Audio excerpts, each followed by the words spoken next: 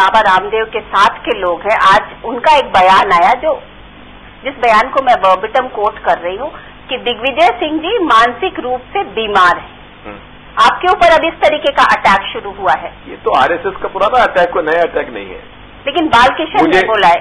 देखिए बात यह है, मुझे पागल कहा गया, मुझे देशद्रोही कहा गया, मुझे औरंगजेब की औलाद कहा गया, मुझे मुस्लिम परस्त बताया गया, मुझे मानसिक रोगी बताया जा रहा है। ये तो आरएसएस का मुझ पर अटैक पुराना है, कोई नई बात नहीं है। तो आप सह लेंगे ये सारे अटैक? देखिए मेरी तो बहुत मोटी खाल है। नहीं तो अब आप मोटी खाल करके अपने आप को डफर कमेटी का मेंबर, मोटी खाल वाले कह के आप निकल तो सकते नहीं है। आप पार्टी के जनरल सेक्रेटरी हैं और कहीं ना कहीं उस बात का ओनर तो आपको लेना पड़ेगा। मैं जो कुछ एक एक शब्द मैंने कहे हैं, मैं जवाबदारी के साथ मैंने कहे हैं और मैं पीछे नहीं हटता। अब रामदेव को आप किस नजरिए से देखते हैं?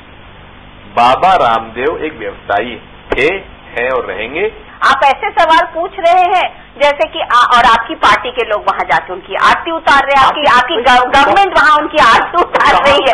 आरती कहाँ उतारी अनुराधा जी? देखिए आपने कहाँ देख लिया कि उनके फूल मालाएं डली हैं, कांग्रेसियों ने डाली हो या उनकी आरती उतारी है? अब अगर जाएंगे चर्चा करना कोई आरती उतारना होता है? लेकिन एयरपोर्ट पर जाके पूरी की पूरी सीनियर कैबिनेट मिनिस्टर्स खड़े रहे और पूरी जो सरकार का तंत्र है, कैबिनेट सेक्रेटरी खड़े रहे और secretary to the prime minister खड़े रहे। वो गलत है, पीएस टू पीएम नहीं थे उसके। ये लोग अगर खड़े रहेंगे, सरकार तो कैबिनेट सेक्रेटरी तो सिस्टम का हेड होता है, अगर वो खड़ा है तो इसका मतलब क्या है? सरकार इस मुद्दे को बहुत इंपॉर्टेंट मानती है तभी तो भेजा वहां पे। आपने ठीक कहा है, मुद्दा इंपॉर्टेंट है, भ्रष्टाचार इंपॉर्टेंट मुद्दा है, ब्लैक मनी इंपॉर्टेंट मुद्दा है।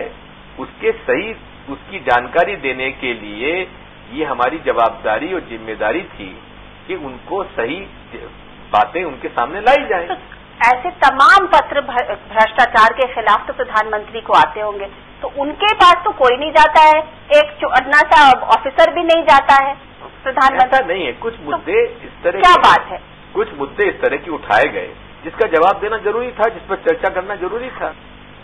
नहीं, लेकिन वो तो बोल ही रहे हैं। ऐसा क्या है कि बाबा रामदेव पिछले बहुत दिनों से ये बातें बोल रहे हैं, लेकिन आज ही क्यों सरकार रिएक्ट कर रही थी? 3 दिन 4 दिन पहले जब अल्टीमेटम मिल गया तो रिएक्ट करने लगी। अगर चाहते तो उससे पहले भी जाकर के ये 4 मंत्री मिल सकते थे। जब चिट्ठी मिलेगी अनुराधा जी तो ही तो रिएक्ट करेंगे। अच्छा, उसके पहले जब तक चिट्ठी नहीं आई थी तब तक उसको इग्नोर कर रहे थे? इग्नोर नहीं कर रहे थे, जब तक मुद्दे मालूम ही नहीं होगा तो हम क्या चर्चा करते? इस पूरे मसले पर जिस तरीके से ये हैंडल हुआ है दिग्विजय सिंह जी, कहीं न कहीं तो कांग्रेस के ऊपर या सरकार के ऊपर क्वेश्चन मार्क तो लगा है।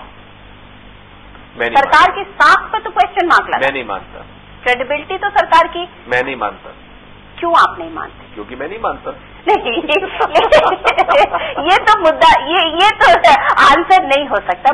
बट आप एक सीजन्ड एडमिनिस्ट्रेटर रहे हुए, आप 10 साल तक किसी प्रदेश के मुख्यमंत्री रहे हुए और एज अ मुख्यमंत्री is equally so important in a state जैसा कि प्राइम मिनिस्टर होता है। तो एक आप सीजन्ड एडमिनिस्ट्रेटर की तरह से बताइए कि जब चीजों को अपने हाथ से ऐसा निकाल दिया जाता है तो कहीं ना कहीं क्रेडिबिलिटी पर साख तो आती है। क्रेडिबिलिटी पर साख आई नहीं आई तो जनता तय करेगी और जनता के तय करने के लिए 2014 तक इंतजार करिए। आप फिर वैसे ही बड़े नपे तुले सवाल के जवाब, वैसे ही नपा तुला और बात घुमाते हुए जवाब दे रहे हैं। अब क्रेडिबिलिटी क्या बात है? आप बताइए, अकाउंटेबिलिटी और क्रेडिबिलिटी प्रजातंत्री व्यवस्था में किसके पास है? जनता के पास है। अब 2014 के लोकसभा चुनाव के नतीजों पर निर्भर करेगा। अच्छा, ये बताइए लास्ट सवाल कि कांग्रेस में इस मुद्दे पर इस तरीके से जो सब कुछ हुआ पिछले 3-4 दिनों में, तो क्या हो रहा है? क्या हो रहा है अंदर में? बातें क्या हो रही? क्या हो रही? कुछ नहीं हो रही है। वो कुछ मंत्री उनसे बातचीत कर रहे हैं और बाकी सरकार अपना काम कर रही है। नहीं, अगर आप ये बताइए कि आप अगर मंत्री होते तो क्या आप जाते? आप जनरल सेक्रेटरी होने के नहीं होते और सरकार में मंत्री होते तो क्या आप जाते? बात यह है, हर मंत्री प्रधानमंत्री के आदेश से काम करता है और उसके विवेक से और उसकी मर्जी से काम करता है, तो प्रधानमंत्री के प्रति मंत्री जवाबदार होता है। तो इसलिए प्रधानमंत्री का आदेश का पालन मंत्री करते। और अगर आप प्रधानमंत्री होते तो क्या ये करते आप? ये बहुत हाइपोथेटिकल क्वेश्चन मुझसे मत। तो ये थे आमने सामने में कांग्रेस के महासचिव दिग्विजय सिंह जी। अगले हफ्ते किसी नई पर्सनालिटी के साथ मैं अनुराधा प्रसाद आपसे फिर मिलती हूँ। तब तक के लिए नमस्कार।